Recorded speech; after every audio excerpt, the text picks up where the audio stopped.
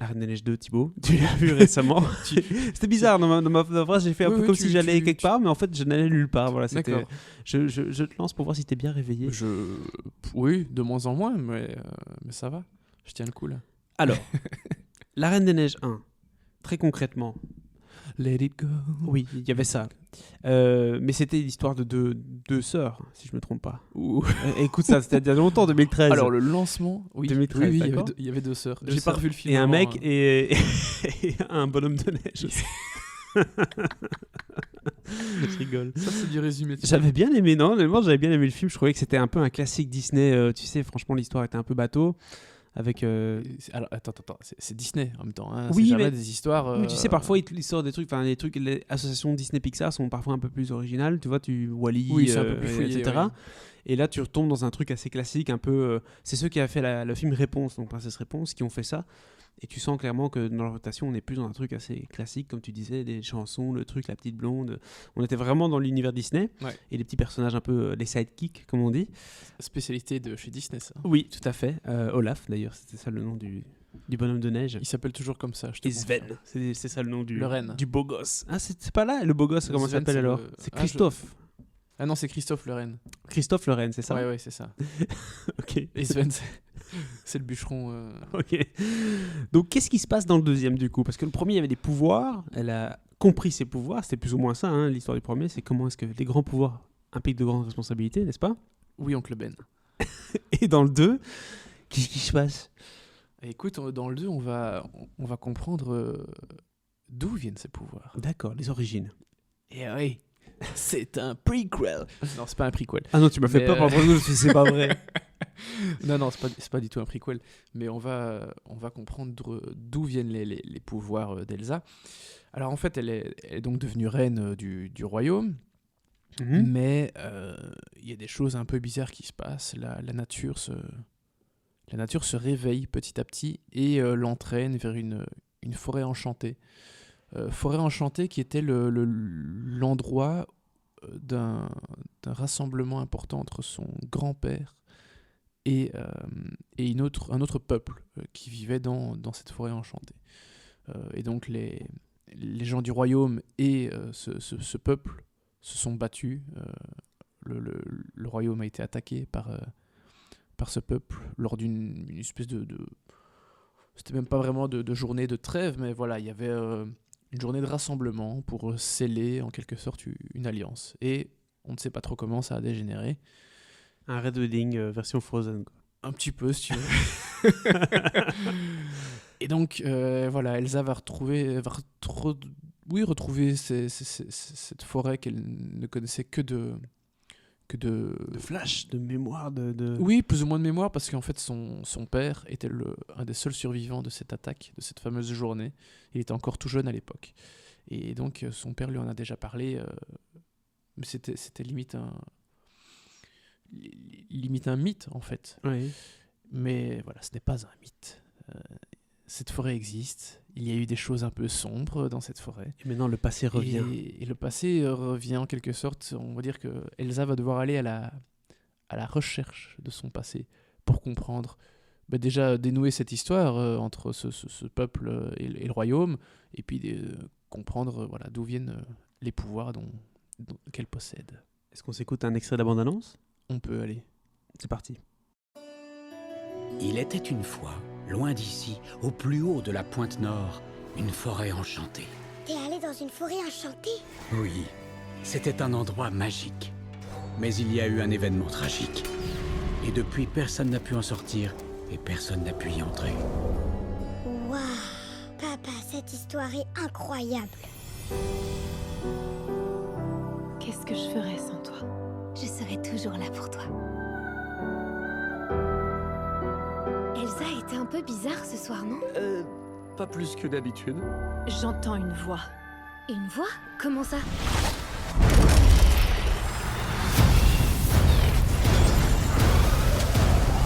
Courez vers la falaise! Je suis là. Arendelle n'est plus en sécurité.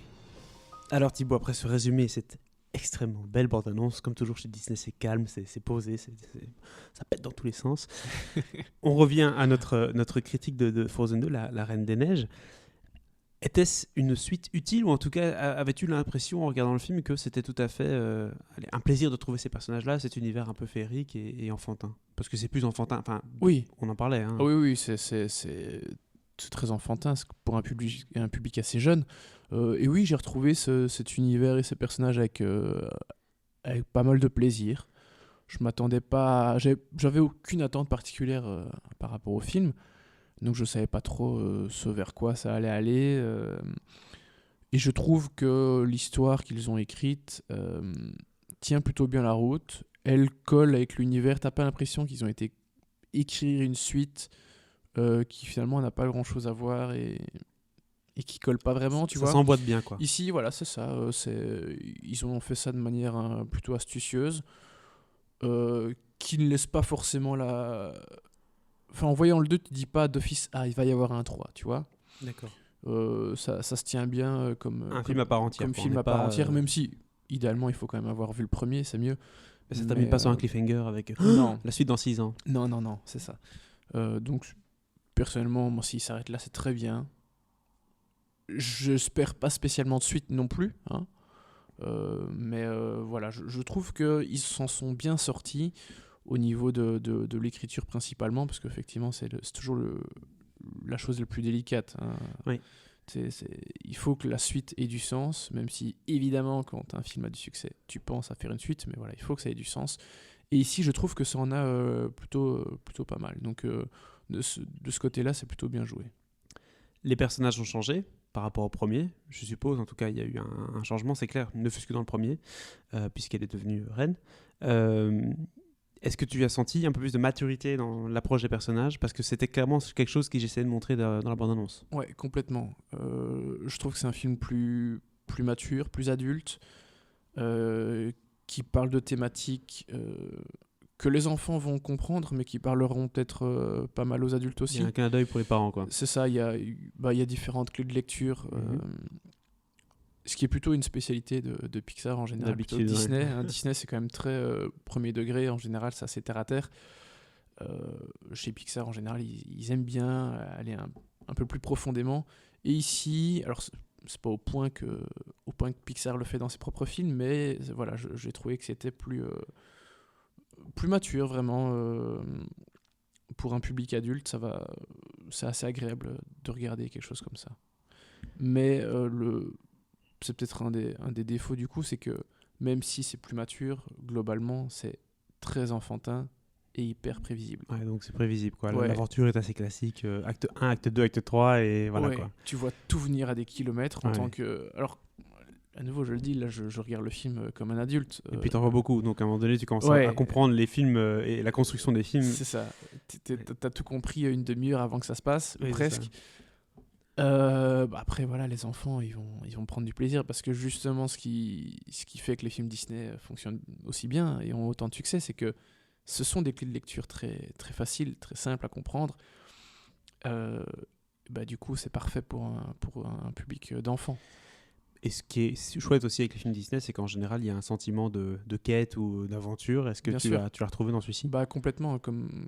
C'est un peu un film Disney par excellence. C'est ce truc de princesse, de prince, d'aventure, de quête, comme tu dis. C'est le schéma narratif le plus... Qui aurait pu être un schéma narratif des années 50. Enfin, je veux dire, La Reine des Neiges aurait pu très bien être un dessin animé de l'époque, notre époque quand on était jeune ou quand on a grandi, parce que... Ça n'a pas tellement changé, la recette est la même, quoi. La recette est la même depuis des centaines d'années, hein. C'est inspiré d'un conte d'Anderson, je pense encore. Donc, je veux dire, Disney globalement n'a pas inventé grand-chose. Non. Un pur film Disney qui n'est inspiré d'aucun conte, aucun roman, qui n'a pas des masses, hein. Donc, si, il y a leur truc Disney Channel, oui. hein. Musical, peut-être. C'est pas leur fort. Mais globalement, Disney n'a rien inventé. Donc oui, c'est des vieilles recettes, mais qui montrent, qui prouvent leur efficacité et qui font que Disney a autant de succès et est la grosse machine que c'est maintenant. Donc c'est très bien comme ça. Qui dit grosse machine dit forcément produits dérivés, ça c'est sûr, mais ça c'est pas le même sujet. Mais il y a quelque chose qui a marqué forcément le premier Frozen, c'était les chansons qui sont devenues incroyablement connues aussi. Et qui marque la plupart des films Disney. Hein. Enfin, Ouais, mais c'est une de leurs marques de fabrique. Let It Go, enfin oui, c'est ça. Let It Elle Go, est restée pendant 3 ans. Limite, elle était à la radio, quoi, tu vois. Ouais. Donc, je veux dire, ici, est-ce qu'ils ont du coup misé sur les chansons une fois de plus? Ils se sont dit, bon, ça va tellement bien marcher, il faut qu'on ait de nouveau un Let It Go, il faut qu'on ait une deuxième version avec Coldplay si possible. Est-ce que tu sens qu'ils ont misé sur les chansons aussi? Complètement. Il y a au moins 2 gros hits, sans doute, qui...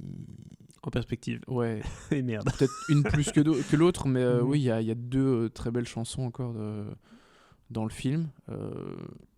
Elles sont peut-être pas aussi simples que Let It Go, où les paroles et l'air est hyper simple. Et hyper catchy. C'est ça, c'est hyper entraînant, direct, t'as compris en attiré 3 par secondes, le truc. Et du coup, ce qui fait que beaucoup de gens ont eu marre de cette chanson. on est dans un truc un peu plus pas complexe non plus, mais voilà, un peu moins simple en tout cas. C'est ça. Le refrain n'est pas ta-ta-ta, ta-ta-ta. Non. Un peu plus compliqué. Non, c'est un peu comme dans... On se rapproche plus des chansons comme dans Moana par exemple. Enfin, dans Vaiana, il y avait aussi une super chanson qui était pas aussi simple, en tout cas simpliste dans sa structure et dans ses notes, etc. Donc, enfin voilà, il y a de très belles chansons dans le film, comme Disney sait si bien le faire. Que tu as vu en anglais, hein. Que j'ai vu en anglais. Donc tu n'as pas la version avec Danny Boone. Non. Ça donnait quelque chose, ça, quand même. Ouais. Mais, petit bémol, je trouve qu'il y a trop de chansons. Il y a trop de chansons. Ouais, à un moment, tu satures un petit peu. Là, ouais, bon, les gars, on va peut-être un petit peu avancer dans le film et pas juste faire une chanson toutes les 2 minutes. Parce qu'au début du film, c'est vraiment c'est tout le temps, quoi. Okay. C'est vraiment beaucoup trop souvent. Et t'es là, bon, les gars... il démarre directement avec des chansons. D'avancer un petit peu, là, leur avance. C'est ça, le setup est un peu long à cause des chansons. Ouais. Bah, ou grâce. Si vous aimez les chansons, forcément, vous serez servi. Donc si on résume ton avis, Thibaut, sur le film, c'est un peu plus mature, un peu plus adulte, mais bon, ça reste un film tout à fait pour les enfants avec une histoire assez classique, A, B, C, quoi. Ouais. Il y a beaucoup de chansons, un peu trop, mais il y a 2-3 à mon goût, très bonnes chansons, et donc ça reste quand même une belle suite, mine de rien. Mais, très honnêtement, je préfère le deuxième au premier. Ah, carrément. Ouais. D'accord. Ça m'a plus parlé. C'est rare, voilà. Mais écoute, du coup, combien tu lui donnes à Frozen 2? Bah, un bon 2 étoiles. Un bon 2. Pour les enfants, c'est peut-être carrément du 3 étoiles. Oui. Mais voilà, moi, de mon regard adulte, je vais dire un chouette 2. Mais franchement, c'est une très bonne suite. De toute façon, les parents avec les enfants, ils vont d'officialiser parce que les enfants vont vouloir le voir. Donc, allez-y, voilà. Allez-y, Alonso. 2 étoiles pour Frozen 2.